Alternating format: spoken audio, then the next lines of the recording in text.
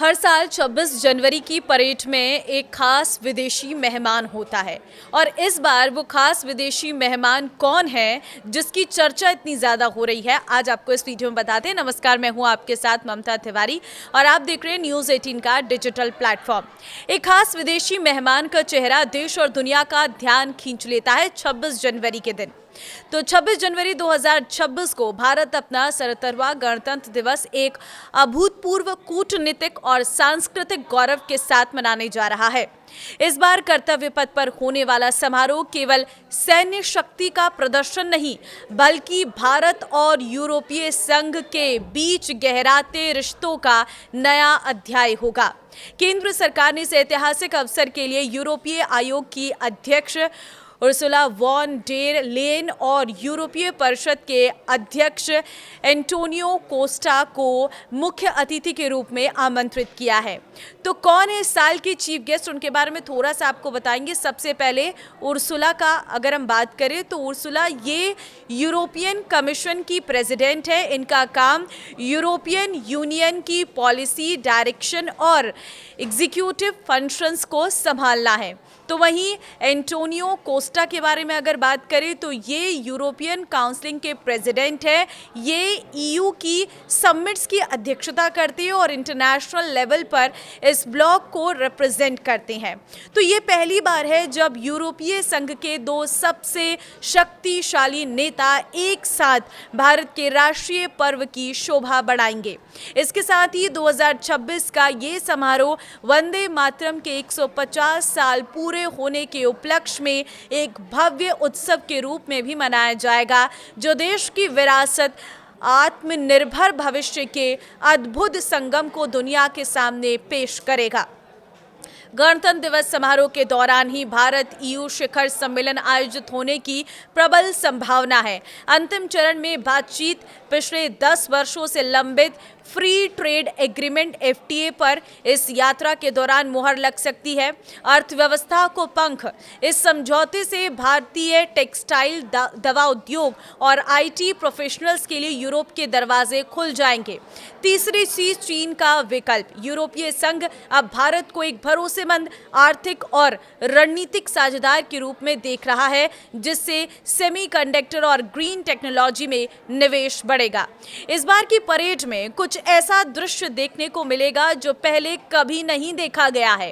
पहली चीज है एनिमल कंटिजेंट। पहली बार परेड में ब्रेक्टन ऊंट, जांस्कर पोनी, बाज और देशी शिकारी कुत्ते शामिल होंगे, जो दुर्गम क्षेत्रों में सेना की ताकत बढ़ाते हैं।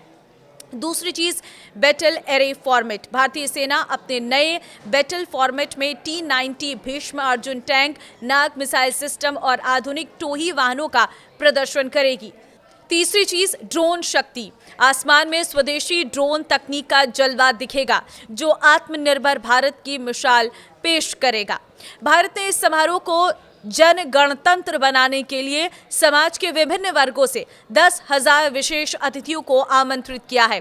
सांस्कृतिक कार्यक्रमों में देश भर के 2500 कलाकार अपनी प्रतिभा दिखाएंगे। साथ ही माई जियोविन और माई भारत पोर्टल के माध्यम से हुई प्रतियोगिताओं में 1 लाख से अधिक लोगों ने हिस्सा लिया है। भारत में गणतंत्र दिवस मनाने की शुरुआत 26 जनवरी 1950 से हुई, जब देश में संविधान लागू हुआ। उसी साल से एक खास परंपरा भी शुरू हुई कि गणतंत्र दिवस पर किसी विदेशी मेहमान को मुख्य अतिथि के रूप में आमंत्रित करना।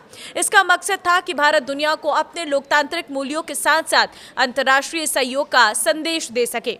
भारत के पहले गणतंत्र दिवस पर इंडोनेशिया के राष्ट्रपति सुकर्णो को मुख्य अतिथि के रूप में बुलाया गया था। उस समय परेड दिल्ली के इरविन स्टेडियम में हुई थी, जिसे आज दादा ध्यानचंद स्टेडियम के नाम से जाना जाता है। ये न्योता एशिया के नव स्वतंत्र देशों के बीच दोस्ती और एकजुटता का प्रतीक माना गया। 1952 और 1953 में गणतंत्र दिवस समारोह में कोई विदेशी मुख्य अतिथि नहीं था। उस दौर में भारत अपनी आंतरिक और अंतर्राष्ट्रीय चुनौतियों से जूझ रहा था। इसके बाद 1955 से परेड को राजपथ, जिसे अब कर्तव्य पथ कहा जाता है, पर स्थायी रूप से आयोजित किए जाने लगा और उसी साल पाकिस्तान के तत्कालीन गवर्नर जनरल जनरल मलिक गुलाम मोहम्मद को मुख्य अतिथि बनाया गया। गणतंत्र दिवस की चीफ गेस्ट का चयन एक लंबी और सोच समझकर की जाने वाली प्रक्रिया होती है। इसकी तैयारी आमतौर पर कार्यक्रम से करीब 6 महीने पहले शुरू हो जाती है।